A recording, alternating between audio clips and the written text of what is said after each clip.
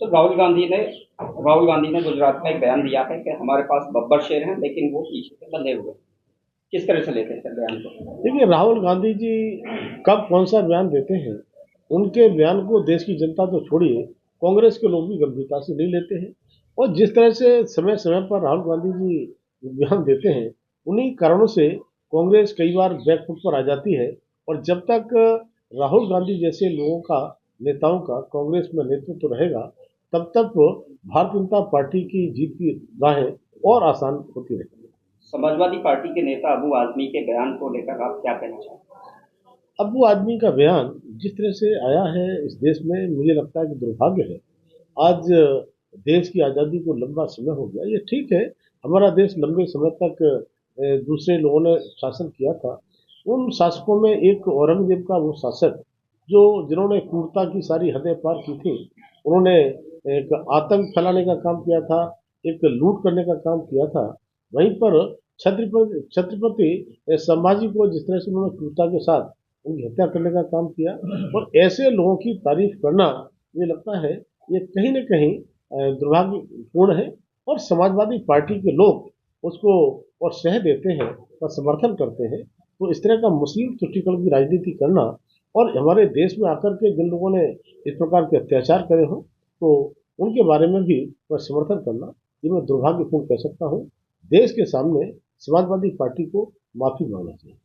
BSP में भी काफी उठापटक चल रही है सर, नतीजे को पार्टी से बाहर कर दिया है, 22 से पद छीन लिया गया है। देखिए, भारतीय जनता पार्टी है जो लोकतांत्रिक पार्टी है। समाजवादी पार्टी की मैं बात करूं तो कोई परिवार, नाम तो समाजवादी है, वो परिवारवादी पार्टी है।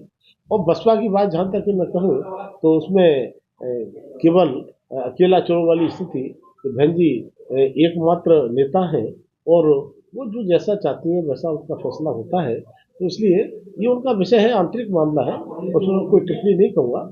लेकिन ऐसी पार्टियों को, ऐसी सोच की पार्टियों को जनता ने किनारे करने का काम किया। संभल के सीईओ ने एक बयान दिया है कि जुमा साल में 52 बार आता है और होली एक बार, लिहाजा जिसे रंग से परहेज ना हो वही होली का बाहर। देखिए, होली का त्यौहार बहुत ही महत्वपूर्ण त्यौहार होता है, और मैं समझता हूँ कि हिंदुओं के जब त्यौहार होते हैं तो कई बार कुछ लोग व्यवधान डालने का प्रयास करते हैं, लेकिन दूसरे धर्मों के त्यौहार होते हैं तो हमारा हिंदू इतना सहिष्णु है कि वो कभी भी दूसरे के त्यौहार में खलल डालने का काम नहीं करता है। तो मुझे लगता है कि सीओ ने वहाँ की परिस्थिति को देख करके कहा हुआ, आज कांवड़ यात्रा हो या अन्य त्यौहार हो, आपने देखा हुआ कई बार इस तरह के सामने चीज़ आती हैं जो प्रशासन को अपने हाथ में लेनी पड़ती है। तब मैं कहूँगा कि होली के त्यौहार पर किसी को भी खलल डालने की आवश्यकता नहीं है, होली का त्यौहार लोग मना लें। बिहार में विधानसभा चुनाव आने वाला है, क्या कहेंगे? बिहार का विधानसभा चुनाव जब आएगा, एनडीए का प्रचंड फहराएगा। आदरणीय प्रधानमंत्री मोदी के नेतृत्व में जिस तरह से लगातार जो चुनाव हो रहे हैं, जीत पर जीत होती जा रही है।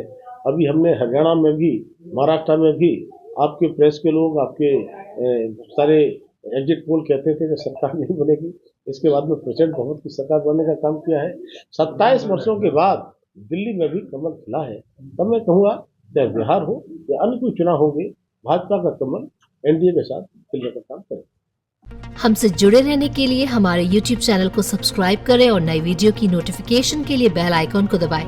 अगर आप ये वीडियो Facebook पर देख रहे हैं तो लाइक जरूर करें और ज्यादा से ज्यादा शेयर करें। धन्यवाद।